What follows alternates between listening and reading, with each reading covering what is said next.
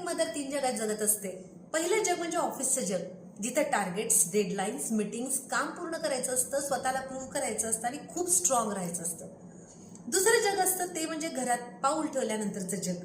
इथं ती आई असते, प्रेमळ, संयमी, समजून घेणारी, तिचा थकवा बाजूला ठेवून मुलांसाठी हसणारी. आणि तिसरं जग असतं ज्याबद्दल कुणीही बोलत नाही, ते म्हणजे ती स्वतः.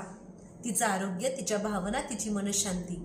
तिचं मन थकलंय का हे विचारायला सुद्धा त्या जगात कोणीही नसतं. ऑफिसमध्ये काही बिघडलं तर तिला अपराधीपणा येतो.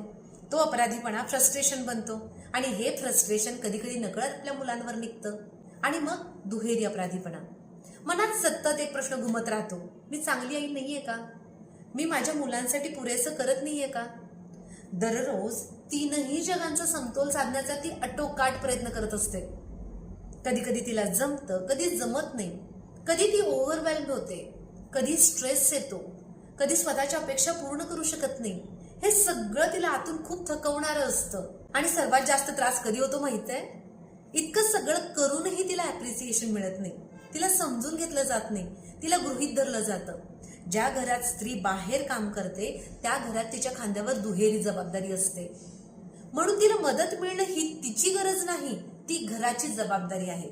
आणि जर प्रत्यक्ष मदत शक्य नसेल तरीही तिच्या मनाला आधार द्या. तिला एवढंच सांगा, मी तुझ्या सोबत आहे, तुझे कष्ट मला दिसतात, तू खूप प्रयत्न करतेस आणि मला त्याची जाणीव आहे. विश्वास ठेवा ही काही साधी वाक्य नाहीत, ही तिच्यासाठी ऊर्जा आहे, जी ऊर्जा तिला दुसऱ्या दिवशी उठून जोमाने काम करण्यास मदत करणार आहे. हा व्हिडिओ कसा वाटला? आवडल्यास लाईक करा आणि सगळ्या वर्किंग मदर सोबत शेअर करायला विसरू नका. धन्यवाद.